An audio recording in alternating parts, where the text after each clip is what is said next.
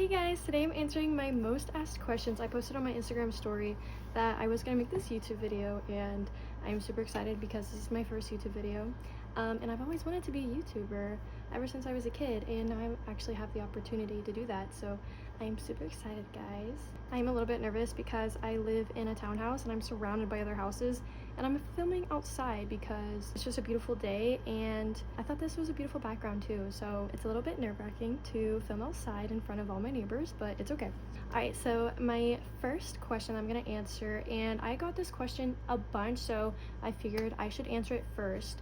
Alexa Dion asked, how do you put your outfits together? So to me, fashion is about creating flattering silhouettes and creating a certain vibe or essence that you want to give off with your outfit. So for me, because I do have a shorter and more compact bone structure, I try to elongate my limbs with my outfits. Some clothing items that elongate your neck and your arms would be tube tops, cami top, bracelets kind of shorten your arm.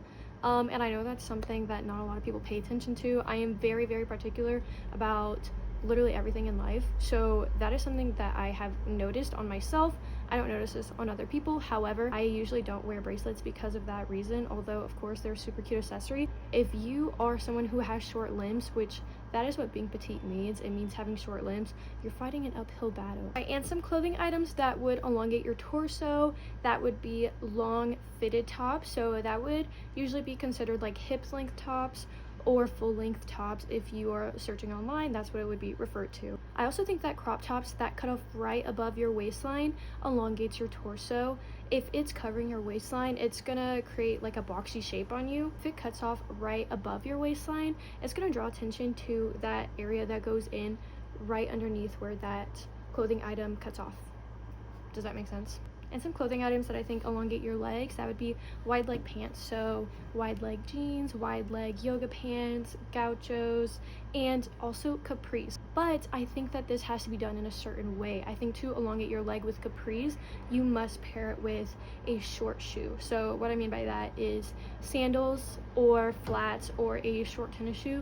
I usually don't opt for that, but if I'm working out, obviously I'm gonna wear tennis shoes.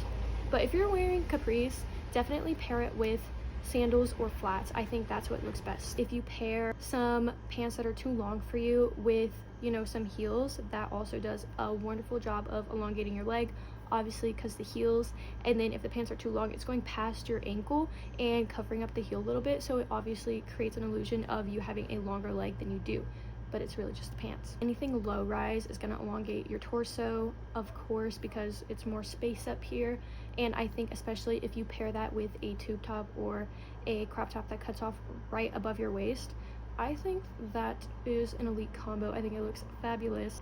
And some things that I personally avoid, I wear them sometimes because it's not that serious, but I don't wear it often because it's not the most flattering thing. Jorts. Number one is jorts. Shirts that are ill-fitting, so they look like they should be tight but they don't fit tightly on you, I think that that is not super flattering on me. Oversized t-shirts that have the neck cut off, I know that that was literally, it still is a big trend, and I've tried it, but it doesn't look good on me. It just doesn't. High-waisted sweatpants, these just look awful on me. I don't know, I think it's because it shortens my torso, and then typically whenever they're high-waisted, they have like that little scrunch of fabric. That's another thing that I avoid. Anything that cuffs or has like an adjustable waistband, all the extra fabric, I think that that is kind of an eyesore, so I don't like that. I also try to avoid high tops for the reason that I said earlier, because of the way that my legs are shaped. If I wear a high top like Converse or something, it's gonna cut off, you know, basically in the middle of my calf because my legs are short, so it just creates a more boxy shape on my leg rather than the curves that I'm trying to create. On to the next question. Ellie asked, are you vegan? I used to be vegan. Whenever I first moved out on my own, I met a wonderful person who introduced me into the local church, and she was kind of like a mentor just because she was a little bit older than me, not by a lot, but she mentioned in passing that she was vegan, and I already admired her so much because she was so empathetic and kind and loving, and so that inspired me to become vegan. And I was vegan for about 6 months, And do you want to know what broke my veganism?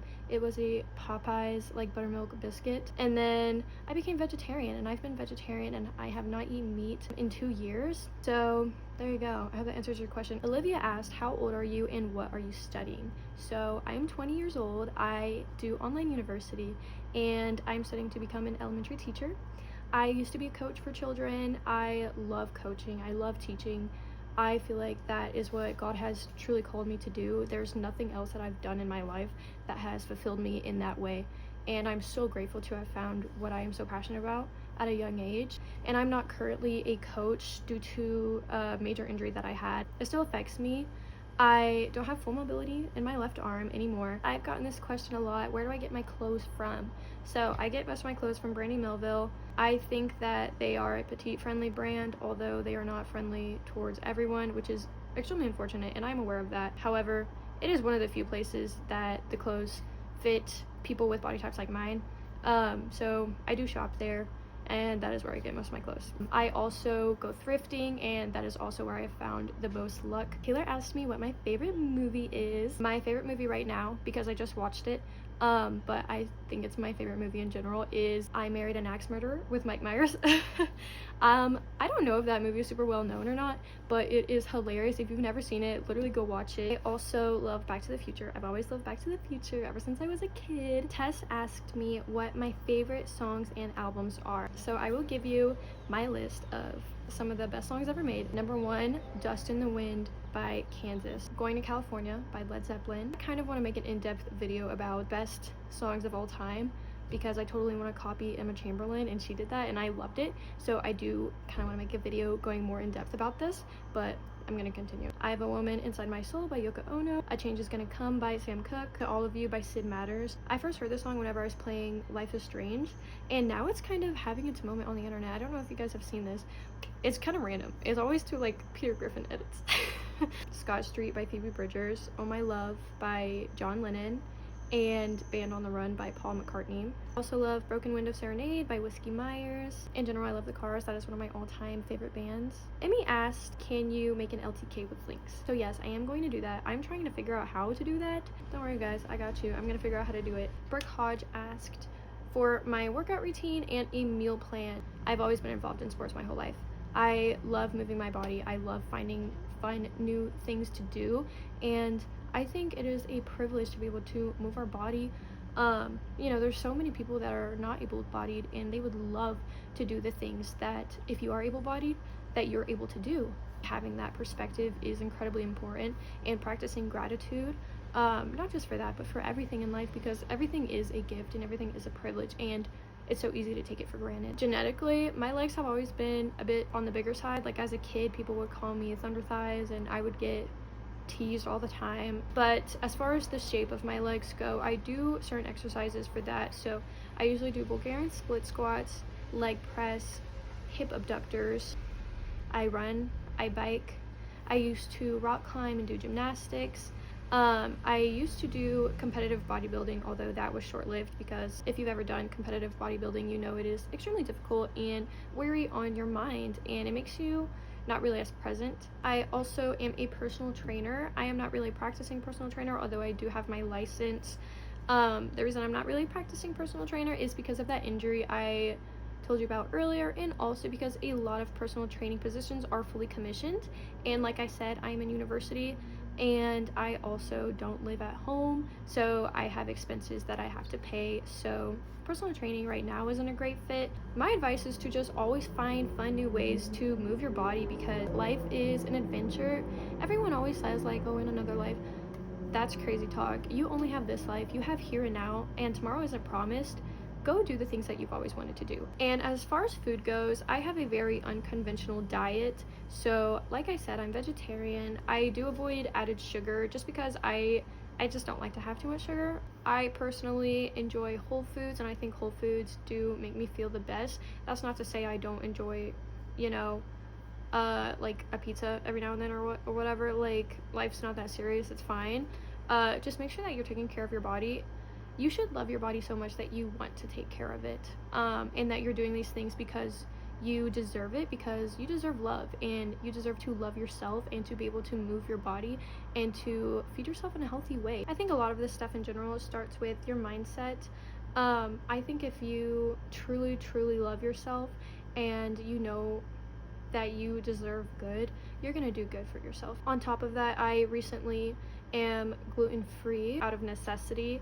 I am like getting tested for celiac and Crohn's disease just because I have like a lot of health issues. I will say, if you don't know like how to look toned or whatever, if that's what you're trying to go for, don't overcomplicate it. Just work out, hit your muscle groups, do progressive overload, prioritize protein with whole foods. Try to avoid the processed stuff because it's just bad for you. You don't have to consume 1,000,000 grams of protein a day, okay? And if you're not a bodybuilder, there's no reason for you to be extremely shredded. If you want to get healthy, that's a different thing. You don't have to constantly be chasing a different body type. You're allowed to just exist and love yourself as you are. Alright guys, well that was all of my questions for today. Thank you so much for submitting your questions. It was so fun to answer them, and I hope you found this video insightful. If you have a question that I didn't answer, just leave it in the comments and I will totally answer you.